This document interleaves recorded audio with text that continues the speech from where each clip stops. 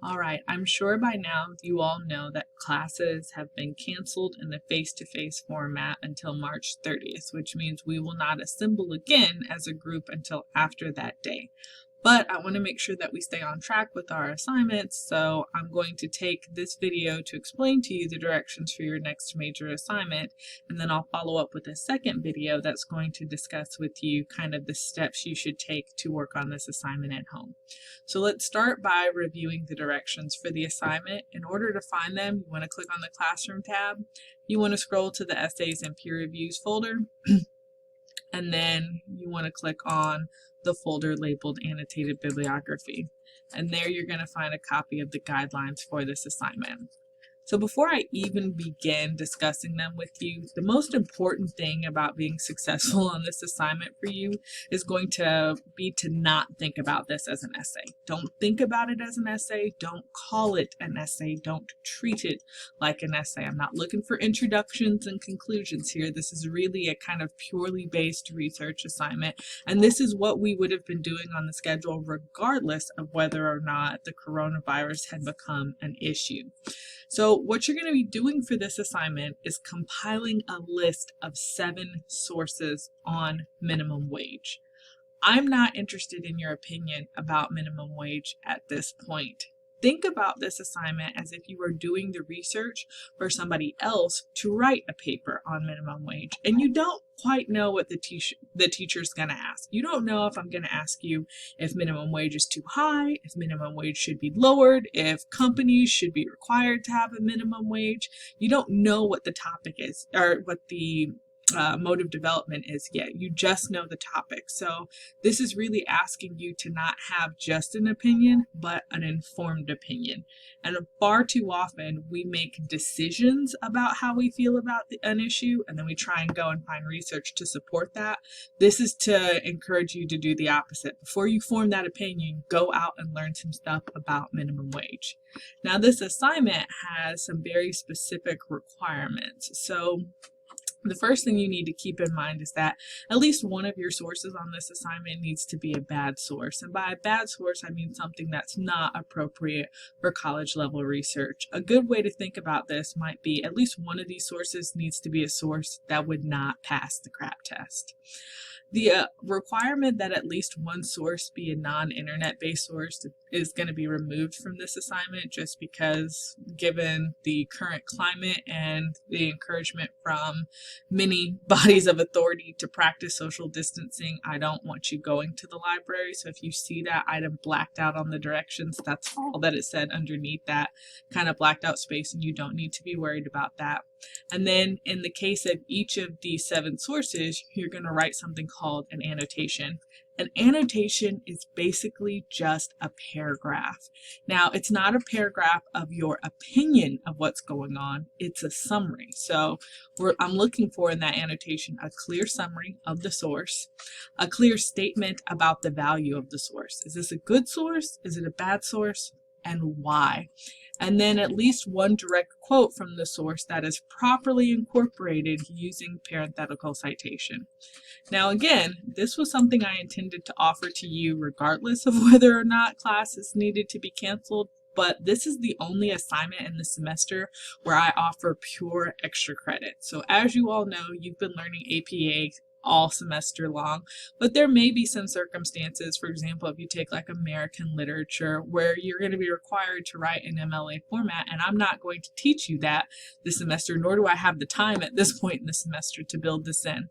But you should be able to take your knowledge of APA and properly format sources in MLA. So I will give you 5 points of pure extra credit for every source that you actually write an MLA and an APA citation for. So that I know that you recognize the difference between the two, you're gonna change the shade of your MLA citation to green.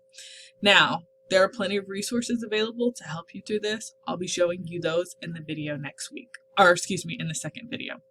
Here's the rubric that I'm using, and this is a rubric I took straight from Al Purdue. I really like this rubric. I think it's perfect for this assignment. I'm going to zoom in just a little bit because we all know Dr. Strongreen is old and I can't see well.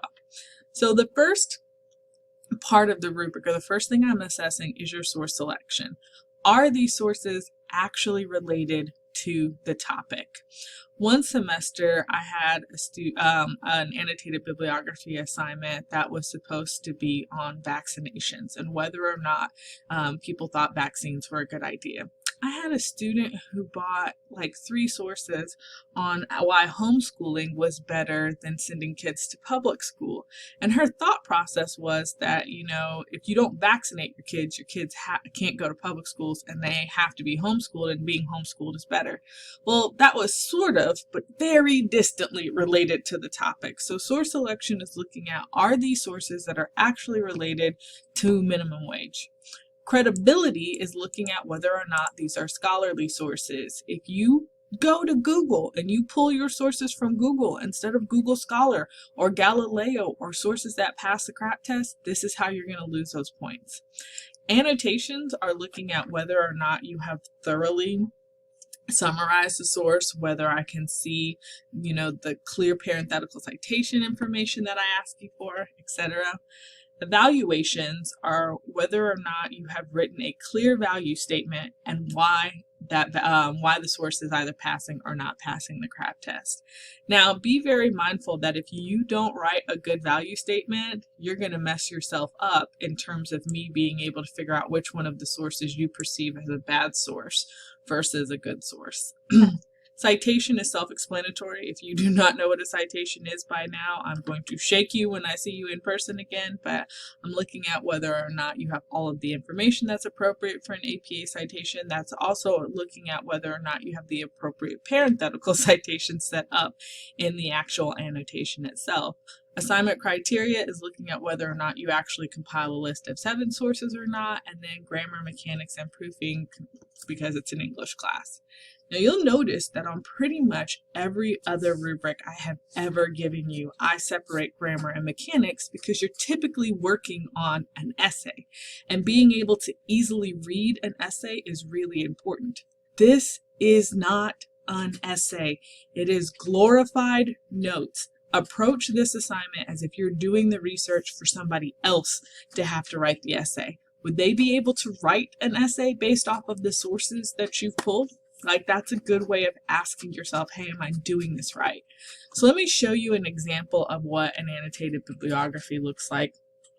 If you want a copy of this example, click on the English Help tab, go to the Essay Fundamentals folder, click on the APA Formatting folder, and then scroll down and click this sample annotated bibliography link. Now, I've already opened this up in another tab, so I'm going to zoom in. And if you look, the first thing you should notice is, hey, this doesn't have a cover page, which makes sense because it's not an essay. Don't think about it as an essay. It's still got that running header, some very basic information at the top. It's got a title, and then the first thing you're hit with is, bam, here's a citation. Now, this is just an APA citation because whoever was working on this assignment was not given that MLA extra credit. And then below that, we have a paragraph about this source. So this particular annotated bibliography is on Keynesian policies and implications for current U.S. economic crises. How ironic. This paragraph is not about whether or not the student likes Keynesian policy. It is basically on this source, and that's what I'm looking for. Here's again another citation, another paragraph, another citation, another paragraph. So let's just take a look at one of these paragraphs really quickly to get an idea of, what's actually encompassed in this. And to kind of keep us all on the same page, I'm going to go ahead and use this one. So when I look at this, I see, all right, I've got that citation information, and this is the part that I'm calling an annotation. So it's basically a note about that source.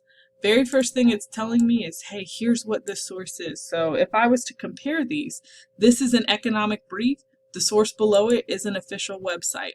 The second thing that I can very clearly identify, even without having to read it, is here's a direct quote from the source. Now, how do I know that without actually reading it? I see all of the parenthetical citation information that I need. So I see the last name of the author. I see the year the work was written. I see a verb that's in the past tense. I see the direct quotation marks, and then I see the page number, because in this case, this was a print source. And then the rest of this is just summary. It's telling me here's what this thing is about. Now, if you'll go back to the directions for this assignment, you'll notice that there's not a length requirement in terms of pages, because again, this is not an essay. This is really just a glorified set of notes. So the best way for you to think about this summary portion is that your summary needs to be appropriate in length for whatever it is you're summarizing. If you watch an hour documentary on minimum wage, you're going to need more space to summarize that than if you read a 2 to 3 page article on that same subject. So let your summary be appropriate to what it is you're looking at. Now, I know what's about to set in, the itis, no pun intended. You're sitting at home, socially isolated, you don't want to work on this assignment, and you're going to want to shortchange it and just kind of call it a day. If you do that, you are setting yourself up for challenges in writing the final essay. So I really do encourage you to take the time to properly summarize those sources. And again, think about this as if, if I had to switch papers with the person I usually sit next to in class, would they be able to write a final essay based on the sources I have and based on the summaries that I've written? Would I be able to do that based on whatever I would inherit from them? So is this summary clear enough for a person to know what this source is about? You might also think about that as, hey, if this person never ever got to see this source, like if they were using this to make a judgment call about whether or not they should look at the source, would this actually help them? So that's what you're going to be doing. Now, obviously, there are some pretty regular sources I would recommend. You guys already know that I'm a big fan of Google Scholar. So just a friendly reminder, scholar.google.com is going to take you to Google Scholar. If you're a person who is using Galileo and you're working from home, I do want to offer you a very friendly tip. If you try to go to the college's website, so if you go to Augusta Tech and then you go to the library homepage, so clicking that little eyeglass and clicking library, and then you hit Galileo. If you do that off campus, you're going to be prompted to log in with the password. The password is always posted in SmartWeb. It's also emailed out to students. For this semester, it is the word caution in all lowercase letters, but there's an easier way to access Galileo off campus. Instead of going to the library webpage, log into Blackboard. And if you log into Blackboard, and actually let me get this out of student preview mode so that I can show it to you really quickly.